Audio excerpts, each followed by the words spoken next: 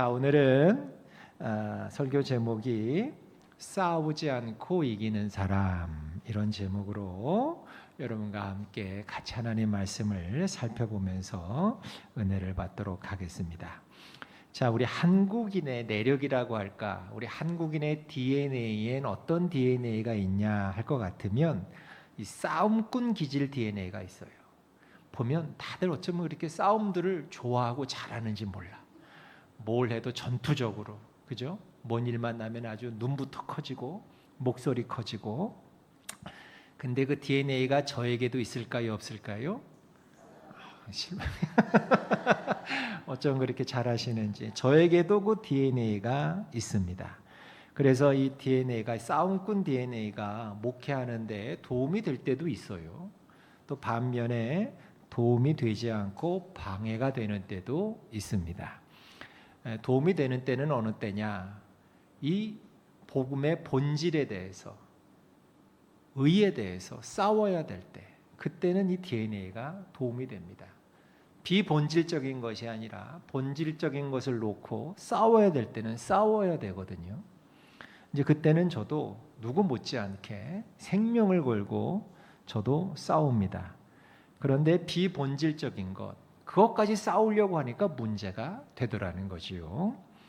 그래서 이 분별이 쉽지 않아서 낭패를 당할 때가 가끔 있습니다. 이 싸움이 나거나 전투가 나거나 전쟁이 났을 때 보통 세 종류의 사람이 나타납니다. 세 종류의 사람은 어떤 사람이냐? 싸워보지도 않고 미리 항복하거나 도망가는 사람이 하나 있고요. 힘이 없어서 지기는 할 건 아는데 그래도 싸우다가 지는 사람이 있고요. 마지막은 그냥 싸워서 이기는 사람. 이 세 종류의 사람이 있더라는 거예요. 여러분은 어디에 속하시는지 모르겠습니다만 보통은 이 세 종류로 구별이 됩니다. 제가 부산에서 목회할 때 그 교회 근처에 여자 고등학교가 하나 있었어요. 남성여고입니다. 여자 고등학교 때 이름은 남성이야. 남성여고가 있었는데 거기가 미션 스쿨이었어요. 그래서 참 그 미션 스쿨이 참 귀한 게 일주일에 한 번씩 학년별로 혹은 전교생에 모여서 채플 예배를 드려요. 근데 참 감사하게도 제가 거기에 하루는 이제 초청을 받아서 예배를 이제 드리러 가게 됐습니다. 근데 그 학교 교장 선생님이 장로님이셨는데 아주 훌륭한 장로님이셨어요. 선생님하고 학생들한테 존경을 받는 그 장로님이셨는데 그 장로님이 예배가 끝난 다음에 차를 마시면서 담소를 나눌 때 저에게 아주 귀한 교훈의 말씀을 주셨어요. 뭐라 그러셨느냐? 목사님, 저는요 있으나 마나한 교장이 되려고 힘씁니다. 그 말을 하시더라고요. 있으나 마나한 교장이 되려고 힘쓴다. 제가 그 말을 듣고 충격을 좀 받았어요. 왜냐?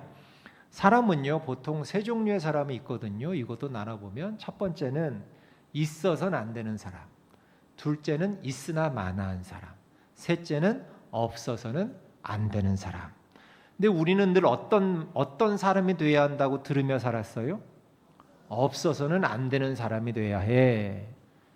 있어서는 안 되는 사람이 돼서는 안 돼. 없어서는 안 되는 사람이 돼야 한다. 이런 말을 우리는 귀가 따갑게 들으며 살았어요. 그런데 지금 이분은 자기는 있으나 마나한 사람이 되려고 힘쓴다고 하니까 여러분 그 뭐 힘쓸 게 뭐 있어요? 가만히 아무것도 안 하면 있으나 마나한 사람 될 텐데. 그런데 저는 나중에 교훈을 깨달았어요. 그 선생님이 말씀하신 있으나 마나한 사람은 없어서는 안 될 사람보다 훨씬 더 수준 높은 사람이라는 걸 제가 뒤늦게 알았어요. 깊은 뜻을. 여러분, 없어서는 안 되는 사람은 결코 최고의 리더가 될 수 없어요. 좋은 리더가 될 수 없어요. 자기는 좋을지 모르지. 그래, 여기는 나 없으면 안 돼. 이 공동체에 나 없으면 이 공동체 안 돌아가.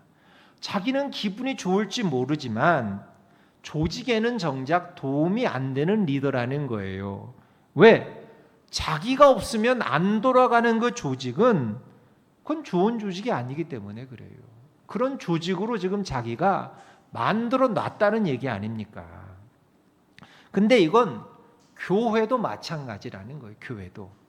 야, 저 목사님이 없으면 저 교회는 안 돼. 여러분, 그 교회는 좋은 교회일까요? 안 좋은 교회일까요? 그건 안 좋은 교회입니다. 한남성결교회는 조준희 목사님이 없으면 안 돼.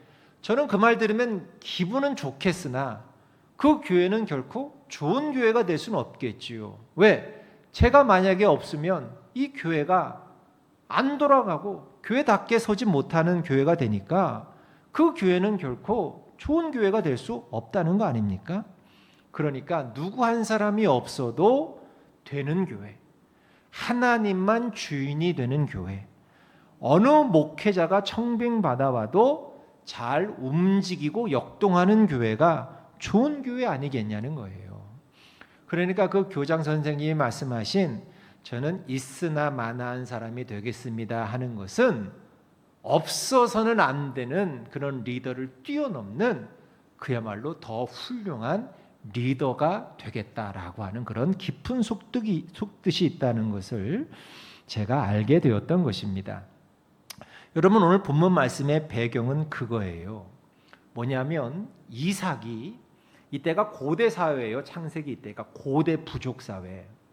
지금처럼 뭐 농경이나 뭐 이런 문화나 기술이 발전하는 시대가 아니라 고대 사회라는 걸 우리가 면도에 둬야 되는데, 이땐 주로 생업이 목축을 해서 가축을 길러서 사는 생업이 주된 생업이었거든요. 근데 이삭이 이제 가축을 기르는데, 가축은 여러분 무엇을 먹고 사나요? 풀을 뜯어 먹고 물을 마셔야지만 가축도 살 수 있어요. 근데 정말 필요한 건 물입니다. 물. 지금이야 여러분 수도꼭지만 틀어도 물이 나오지만 이땐 그런 게 없는 사회니까 이 물을 얻기 위해서는 땅을 파요. 우물을 판다는 거죠. 우물을 파서 물이 나와야지만 가축을 기르고 먹고 살 수 있는 그런 시대였어요. 그런데 이삭이 이제 자신의 가축을 길러야 되니까 땅을 팠는데 물이 나왔어. 우물이 터져 나왔어. 야, 물 나왔다. 좋아하는데 그 지역에 살고 있는 사람들이 우르르 몰려 들어와서 여긴 우리 땅이고 당연히 그러니까 이 우물도 우리 거야. 너네 이 우물 놔두고 떠나가. 이렇게 야류를 부리고 행패를 부리고 분쟁을 일으킨 거예요. 너희들 떠나라고. 이거 우리 거라고.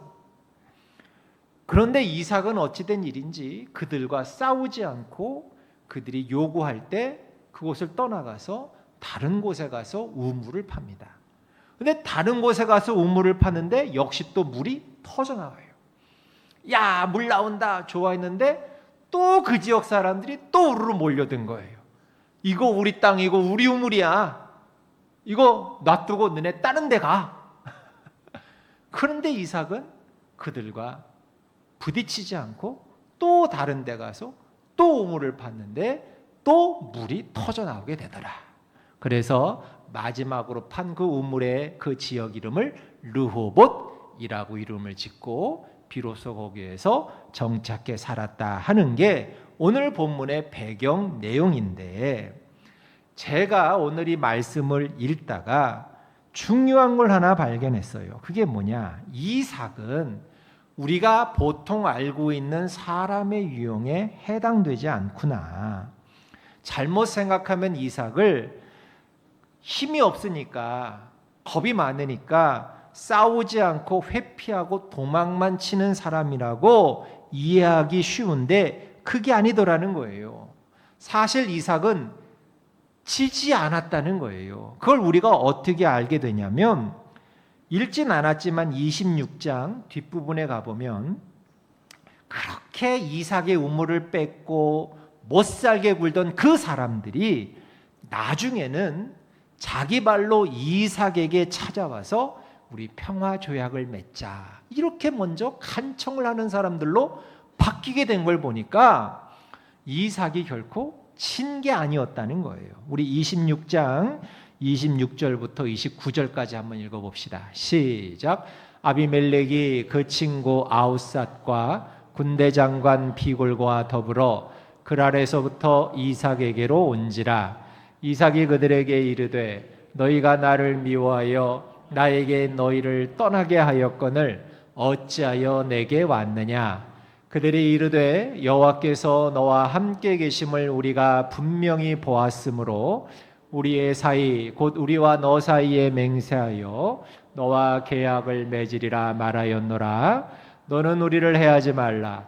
이는 우리가 너를 범하지 아니하고 선한 일만 내게 행하여 네가 평안히 가게 하였음이니라.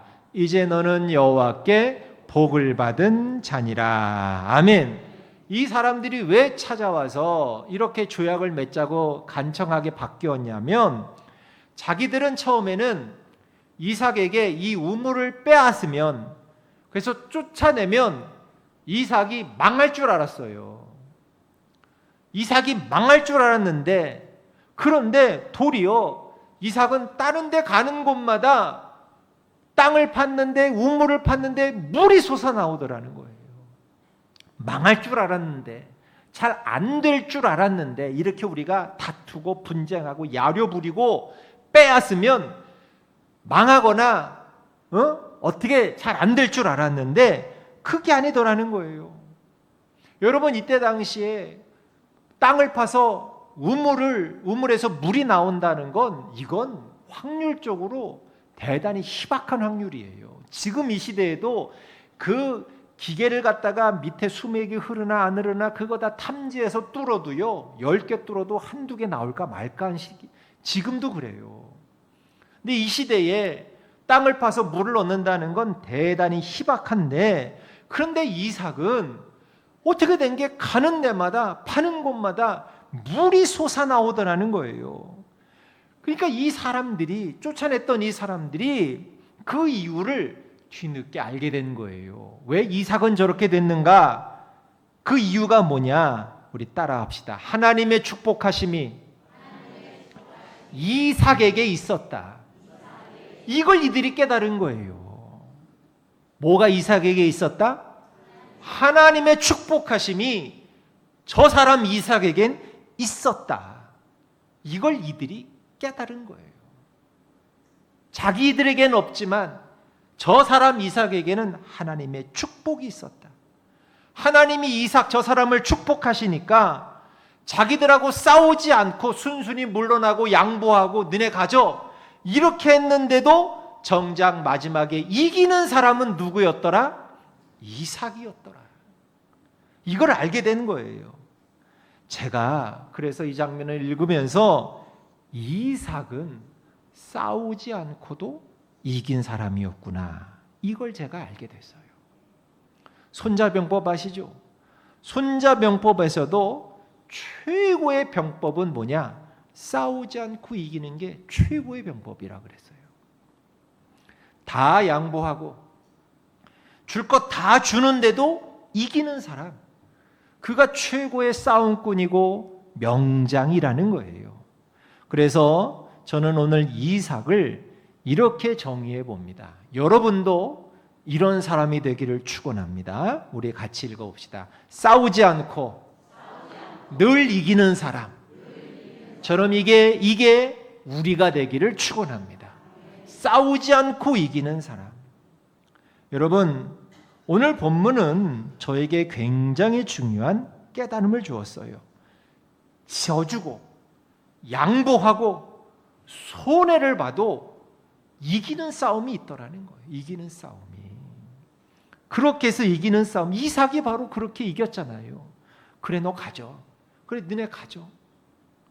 그래, 양보할게. 우리가 손해볼게. 근데 결국은 이기잖아요. 이기잖아요. 그런데 신약 성경에 보면 예수님도 똑같은 맥락의 말씀을 하셨어요. 무슨 말씀이냐? 예수님이 뭐라고 하셨냐면, 누가 네 오른편 뺨을 치거든 뭐라 그러셨어요? 여러분 같으면 그러시겠어요? 퍽이나. 한번 해볼까요, 제가 여러분? 퍽이나. 그런데 예수님은 분명히 그러셨어요. 마태복음 5장 39절 같이 한번 앞에 보시고 읽어보겠습니다. 시작. 나는 너희에게 이르노니 악한 자를 대적하지 말라가 뭐예요? 싸우지 말라. 싸우지 말라는 거예요. 계속 누구든지 내 오른편 뺨을 치거든 왼편도 돌려대라. 손해보는 거잖아요. 여기 맞았는데 여기도 쳐. 내가 뒤로 물러서고 양보하고 손해보는 거잖아요. 싸우지 말라는 거예요. 그런데 예수님이 이러셨어요. 이게 이기는 거다. 이게 이기는 거다. 뺨을 맞는다는 건 굉장히 모욕적인 일이죠. 그런데 하나를 맞았는데 다른 뺨까지 돌려대는 정도로 양보하고 쳐줘라. 그런데 그게 사실은 이기는 거라는 거예요. 이 말씀이 오늘 본문 이삭의 행동과도 똑같은 맥락인 거예요. 져주고 양보하고 손해보고 그런데 결국은 이기는 건 나라는 거지. 로마서 12장 20절도 꼭 그런 말씀이에요. 시작. 네 원수가 줄이거든 먹이고 목마르거든 여러분 원수 다 있잖아요. 원수 없어요? 원수 있잖아요. 남편이 원수 되면 안 돼요, 여러분. 그런 원수 말고 진짜 원수 있잖아요. 정말 꼴도 보기 싫은 그런 사람 있잖아요. 정말 그냥 그 숨소리도 싫은 그런 원수가 있잖아요. 숨소리도 정말로 마음속으로는 여러 번 죽인 그런 원수들이 있잖아요. 마음속으로 살인을 저지른 그런 원수들. 그런데 말씀 계속 띄워주세요. 그런데 여러분 보면 그 원수예요. 진짜 원수. 근데 그 원수가 배가 고프대. 밥을 못 먹어서. 그러면 우리는 어떨까요? 어떤 마음이 들까요? 원수가 내 앞에 나 배고파. 굶어 죽게 생겼어. 그럼 여러분 속으로는 어떤 생각 들을까요? 고소하다. 꼴 좋다. 그런데 오히려 성경에서는 뭐라 그래요? 원수가 줄이면 어떻게 하라? 순댓국 사서 먹이라는 거예요. 짜장면 사서 먹이라는 거예요. 원수가 목말라 죽겠다고 하면 어떻게 하래요? 마시게 하라는 거예요. 이게 가능한 일입니까? 근데 이렇게 하라는 거예요. 원수더러 원수에게 져주고 양보하고 오히려 손해를 보고. 그런데 이게 이기는 거라. 이기는 거라. 이 말씀도 싸우지 않고 이기는 법을 우리에게 말씀하는 거예요. 말씀하는 거. 여러분 이삭은 왜 안 싸웠을까요? 우르르 그 동네 사람들이 몰려와서 이삭이라고 뭐 생각이 없고 뭐 성격이 없겠습니까? 이삭이 비겁하고 연약하고 그래서 지금 이 싸움을 안 싸웠겠습니까? 타고난 성격이 온유해서 안 싸웠겠습니까? 만약에 저 같으면 여러분 땅 파는 게 얼마나 힘든 일입니까? 쭉 땅 파가지고 겨우겨우 물을 얻었는데 그거 이제 우르르 몰려와서 이거 우리 거니까 너네 가. 손 하나 안 대고 코 풀려고 하는 그 사람들 보면 저 같았으면요 벌써 그냥 달려들어서 목 졸랐을 것 같아요. 뭐라고? 그런데 이삭은 왜 안 싸웠을까요? 왜? 저는 이삭에게는 믿음이 있기 때문에 싸우지 않았다고 저는 믿습니다. 믿음이 있었어요. 어떤 믿음? 하나님은 살아계시고 살아계신 그 하나님은 나를 사랑하시고 그 나를 사랑하신 하나님의 축복이 나에게 있음을 이삭은 믿었기 때문에 싸우지 않았던 거예요. 여러분 아브라함 아시죠? 아브라함이 조카인 롯하고 원래는 같이 살았어요. 근데 하나님이 축복하셔서 아브라함의 재산도 가축이죠. 가축도 늘어나고 조카 롯의 가축도 늘어나다 보니까 두 집안의 가축들이 먹을 풀과 물이 부족해서 목자들끼리 갈등이 생기니까 갈라지게 됐잖아요. 분갈하게 됐잖아요. 그런데 그때 땅을 나눌 때도 아브라함이 먼저 선택했나요? 아니면 조카 롯에게 양보했나요? 양보했어요. 여러분 그걸 분명히 아셔야 돼요. 창세기 13장 9절을 한번 다 같이 읽어봅시다. 시작. 네 앞에 온 땅이 있지 아니하냐. 나를 떠나가라. 네가 좌하면 나는 우하고 네가 우하면 나는. 아브라함도 시력 좋았어요. 아브라함도 땅 볼 줄은 알았어요. 어느 땅이 기름지고 어느 땅이 내 가족들하고 더 잘 먹고 잘 살 땅인지 아브라함도 보는 안목이 있었으니까 얼마든지 아브라함이 또 연장자니까 먼저 초이스를 할 수 있었을 거 아닙니까? 내가 저 땅 가질게. 너는 나보다 아랫사람이니까 넌 내가 선택한 그 나머지 땅을 네가 가든지 말든지 해. 얼마든지 이렇게 할 수 있었음에도 불구하고 지금 아브라함은 조카 롯에게 뭐 한 거예요? 양보한 거예요. 네가 우하면 나는 좌할게. 네가 좌하면 나는 우할게. 네가 먼저 선택하라고 양보하는 거예요. 아브라함의 이 말 속에는 이런 믿음의 바탕이 깔려 있는 거예요. 다음 자막. 내게는 하나님이 계시니까 양보해도 돼. 이게 있었던 거예요. 네가 먼저 좋은 땅을 차지해. 그러나 하나님이 나를 축복하시면 나는 양보해도 얼마든지 나는 어디에서건 잘 살 수 있어. 이런 믿음의 바탕이 있었기 때문에 그는 조카와 다투지 않고 여유 있게 양보할 수 있었던 거예요. 괜찮아. 너 좋은 땅, 네가 보기 좋은 땅, 네가 먼저 가져. 괜찮아. 나는 괜찮아. 왜? 하나님이 나를 축복하시면 나는 어디에서건 잘 살 수 있어. 나는 그런 확신이 있어.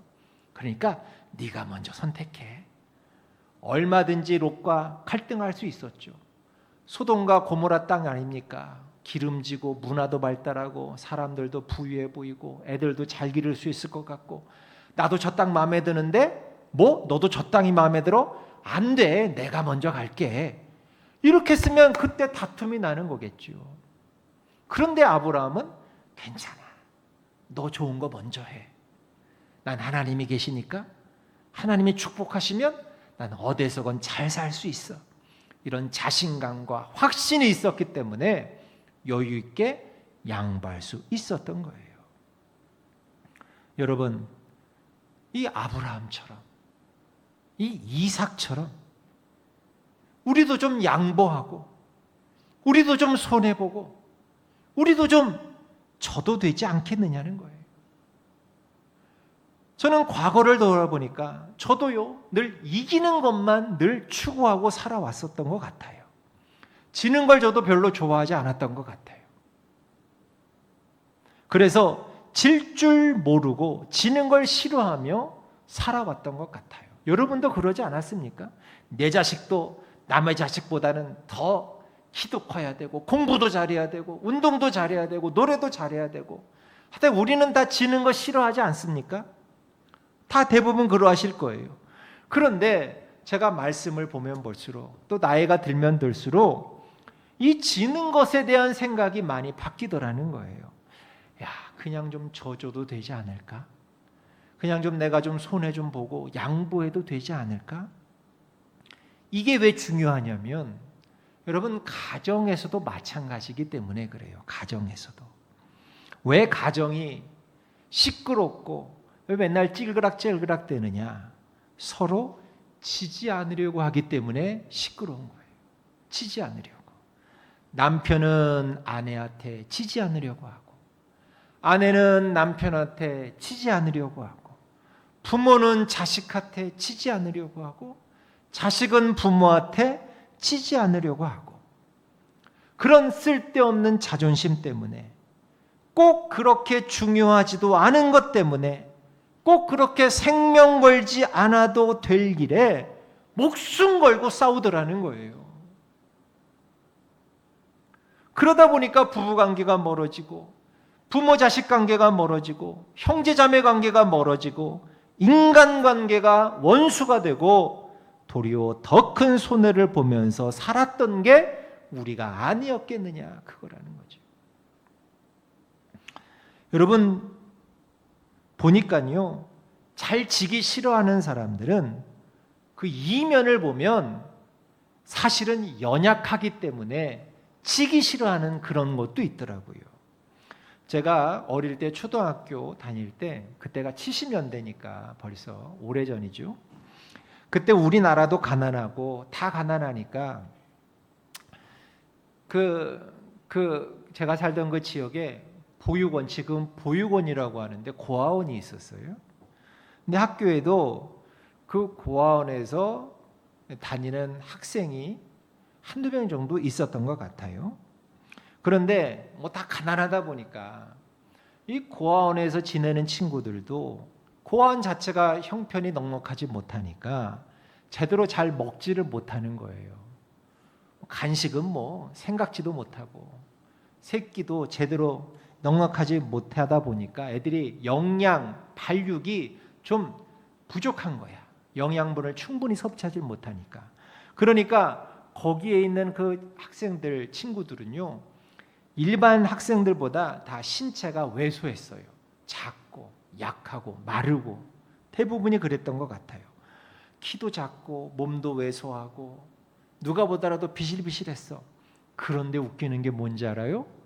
싸움은요 제일 잘했어요. 그 쬐끄만 게, 그 쥐면은 부러질 것 같은 게 싸움은 제일 잘했어요. 왜 그런지 아세요?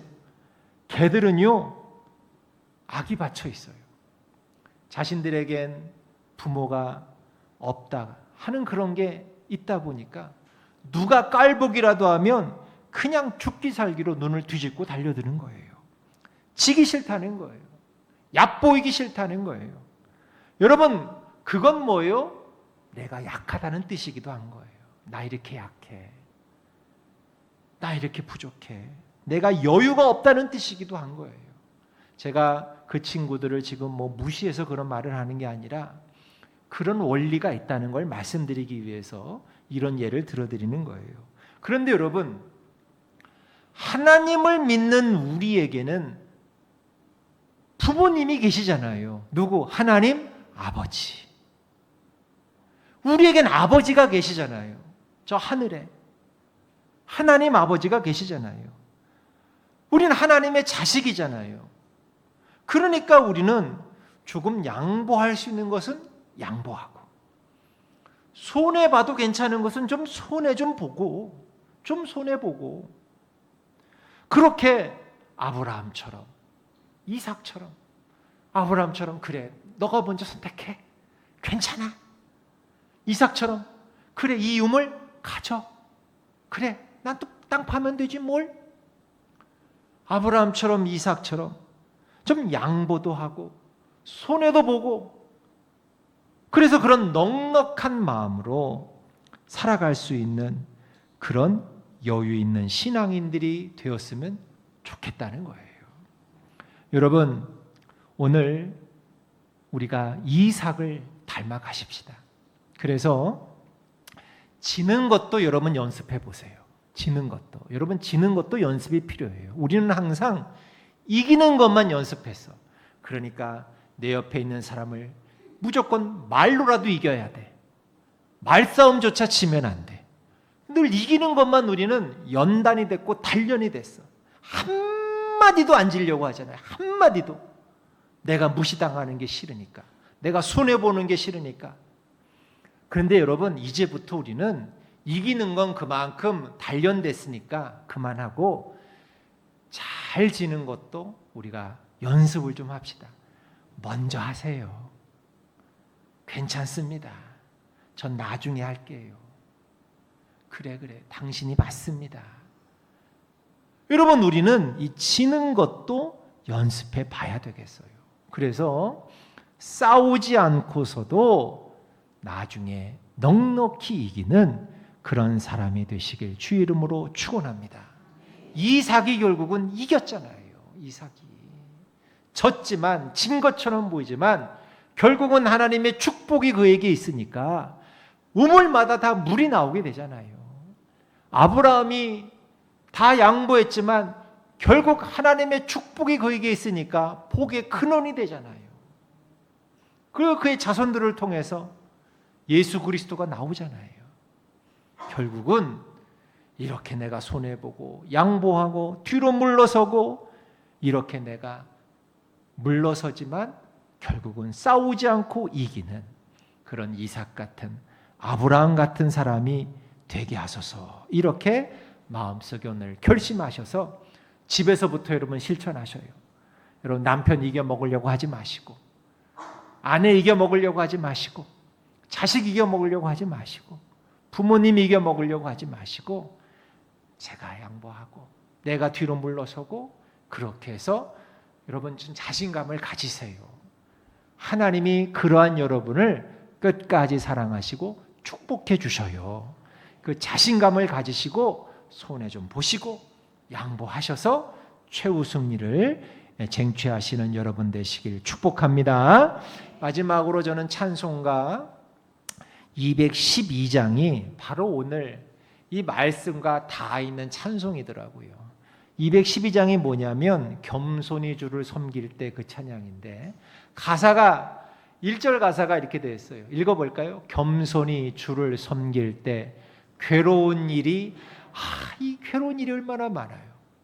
나를 막 긁고 생채기를 내고 화나게 하고 그런 일들이 많거든.